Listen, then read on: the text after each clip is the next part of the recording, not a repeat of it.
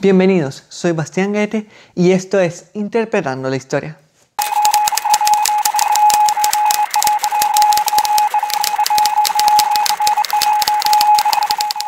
La llegada al poder de Hitler fue inesperada como su régimen catastrófico.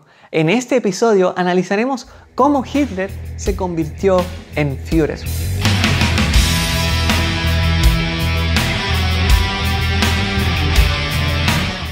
Ahora estamos solamente empezando. Tenemos el poder y no lo dejaremos ir nuevamente. Con estas palabras proféticas, Adolf Hitler saludaba a los miembros de su partido el 5 de febrero de 1933, unos días después de que fuera oficialmente declarado el nuevo canciller de Alemania. El nacionalsocialismo, su partido, también conocido como la NSDAP o el partido nazi, es ahora el partido más grande en el Reichstag, el Parlamento, con 33% de los escaños. Ahora, el Partido Comunista tiene 16.9%. Esto significa que los conservadores de centro-derecha y los liberales de centro-izquierda, opuestos a los comunistas y a los nazis, a la vez que entre ellos, no tienen la mayoría necesaria para formar un gobierno. En cambio, bajo el liderazgo de un bloque conservador y católico, muchos de los principales políticos planean simplemente controlar al ambicioso Hitler cuando él fuera canciller.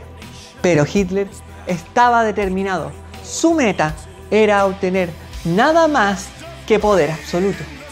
Él destruiría el sistema parlamentario, el cual despreciaba bastante, y establecer su Führerdiktatur a través de todos los medios necesarios.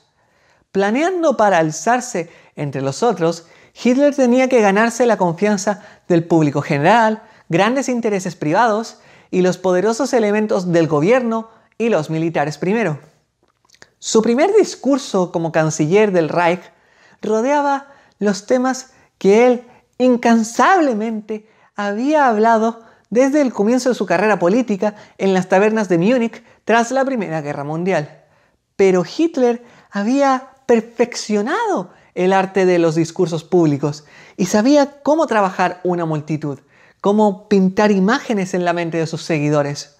Él habló de los años de influencia marxista que había arruinado la economía alemana, como el Tratado de Versalles, dictado por los malévolos victoriosos de la guerra, había dejado el alguna vez glorioso imperio alemán fragmentado y su gente empobrecida.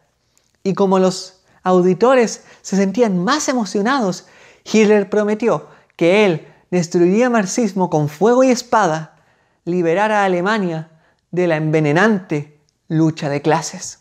Bajo su mando, la sociedad alemana encontraría su camino de vuelta a valores conservativos cristianos y encontrar orgullo renovado en su pasado. Esto convirtió no simpatizantes de los nazis y poco aceptadores de Hitler en actuales seguidores, especialmente por la extrema derecha del espectro político. Aún así, mientras Hitler hablaba de paz y prosperidad en público, él cambió un tono más belicoso, amenazante y más siniestro en conversaciones privadas. Solo unos días después de hacerse canciller, se reunió con los altos generales del Reichswehr, el discapacitado ejército alemán. El futuro de Alemania, Hitler insistió, depende en la Wehrmacht y solo en la Wehrmacht. Pacifismo era indigno de la herencia alemana y, según la visión social darwinista de Hitler, Alemania tendría que luchar su camino de vuelta a un estatus de gran poder. Conseguir de vuelta colonias perdidas era una opción, pero conquistar Lebensraum, el este de Europa, y perseguir una despiadada germanización es preferible para Hitler y los nazis. De cualquier forma, para estar en posición de hacerle demandas al mundo, el aparato militar de Alemania debía ir por una masiva reconstrucción, modernización y equipación, a pesar de las limitaciones impuestas en el Tratado de Versalles. Esto es exacto lo que esos generales más querían oír. Un fuerte organismo militar, consecuentemente, elevaría sus propias posiciones en la sociedad alemana.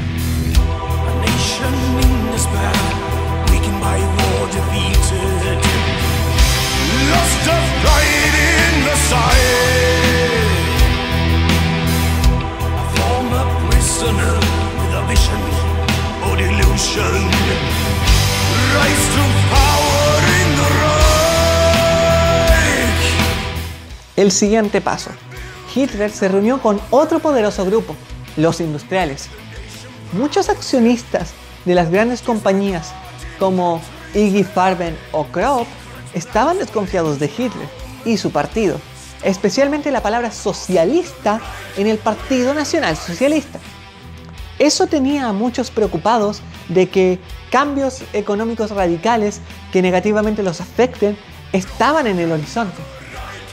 Hoy día, en 2020, aún sigue el debate entre historiadores de qué tan socialista eran los nacionalsocialistas. En términos de políticas sociales, estaban en la extrema derecha reaccionaria. Opiniones varían en cuanto a sus políticas económicas y siempre será así, pero una cosa era seguro sobre el partido en ese tiempo.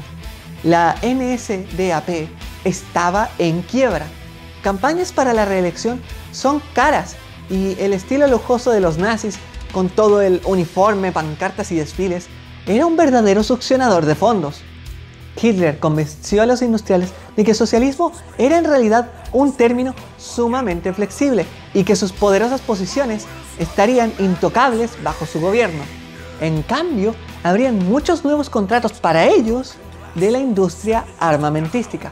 Nuevamente, las habilidades de habla de Hitler transformaron sospechosos espectadores en emocionados seguidores. Y para el final de la reunión, las urnas de la NSDAP fueron llenadas con 3 millones de Reichsmark. Tú debes gastar dinero para hacer dinero, ¿cierto? Ahora, con el apoyo de ambos, los militares y los industriales, Hitler se enfocó en sus enemigos internos. Él hizo al compañero nazi Hermann Göring, famoso piloto de la Gran Guerra y en 1933 presidente del Reichstag y ministro sin cartera, Reichskommissar del Departamento Prusiano del Interior y ministro presidente de Prusia. Lo que significa nada menos que Göring comanda ahora la policía y la administración del Estado prusiano, y él inmediatamente purgó ambas instituciones de enemigos de los nazis y creó la Gestapo, la policía secreta. Las organizaciones paramilitares nazis SS, SA y Stahlhelm corren desenfrenadas, eligiendo a sus enemigos y realizando golpes, tanto viejos como nuevos. Sus víctimas eran principalmente comunistas y socialdemócratas a este punto, pero otros críticos de los nazis fueron presas de las violentas turbas o de los corruptos oficiales de policía. Ellos atrapaban reuniones de elecciones, ellos saltaban y arrestaban gente en las calles o los sacaban de sus casas durante las noches. En las barracas café, los enemigos de los nazis eran brutalmente golpeados, torturados y demasiado a menudo asesinados, sin consecuencia para los asesinos. Era un terror brutal que barrió a través del Estado prusiano, pero en realidad era solo un presagio de qué pasaría después al país, una vez que los nazis consiguieron control de todo el sistema gubernamental. Oficialmente, esto fue explicado por Hitler como prevenir la inminente revolución comunista.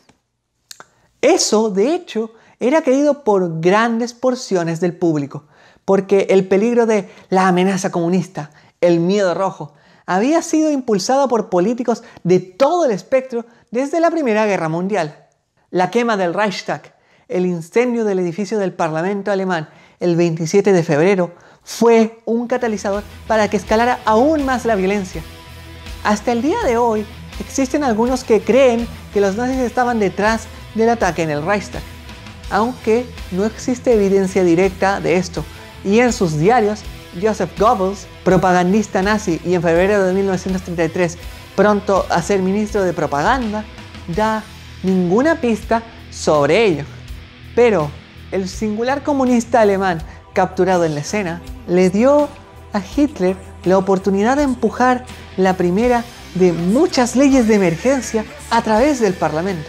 En respuesta al ataque, los derechos básicos de libertad de hablar, libertad de reunión y libertad a la prensa fueron inmediatamente suprimidos, a la vez que el poder individual de los estados alemanes.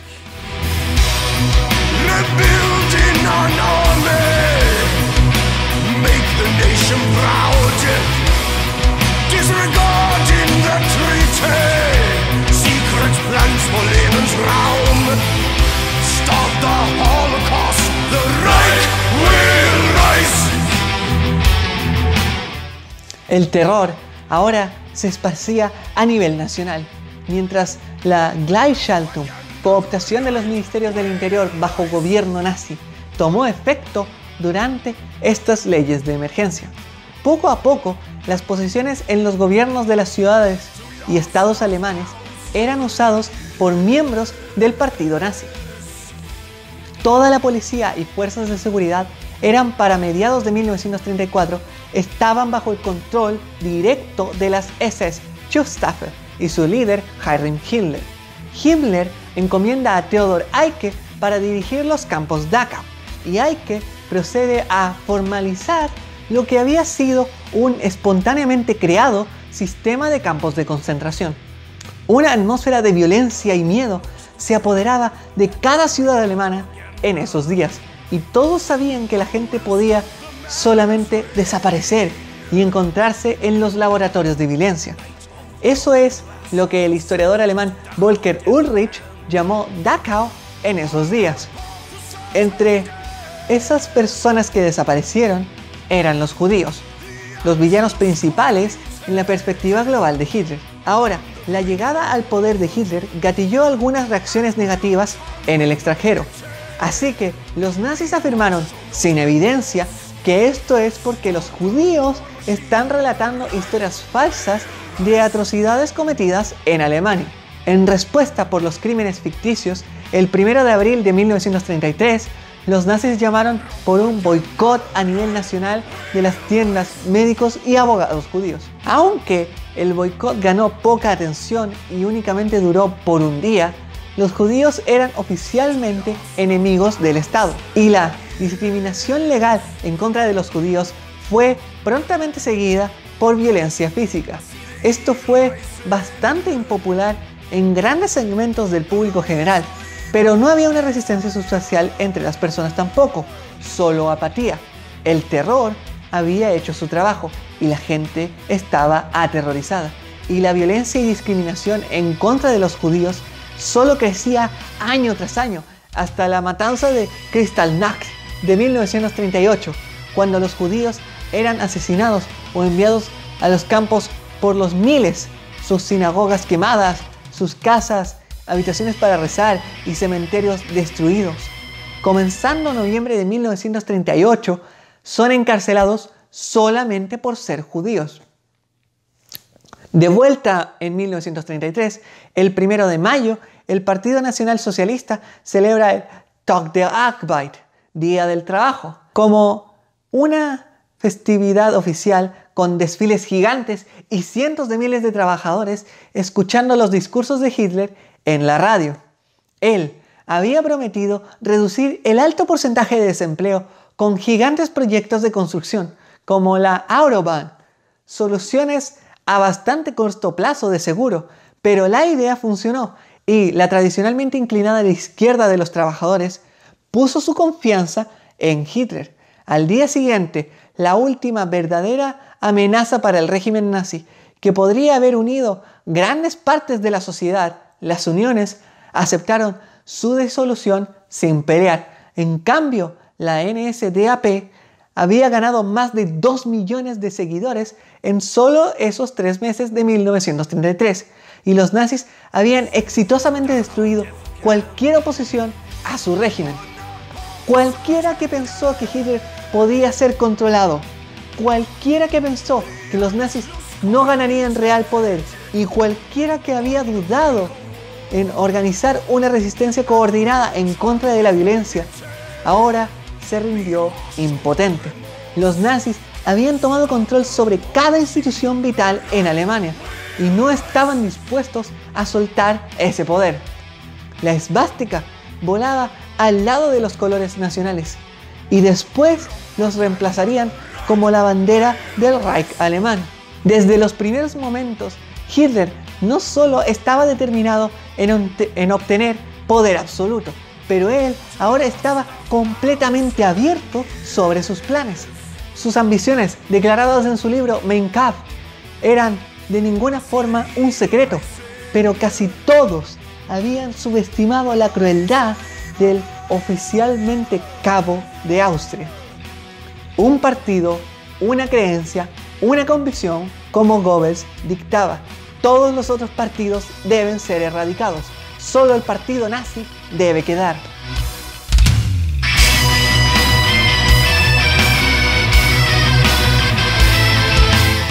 Con Alemania bajo su control, Hitler se movió a la siguiente fase de su gran visión.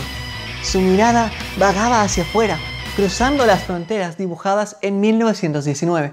El Führer miró hacia Austria, Checoslovaquia, Polonia y Lituania, países que él veía como llevando el estigma del Tratado de Versalles, naciones donde había una gran masa de étnicos alemanes que vivían en lo que Hitler consideraba gobierno extranjero.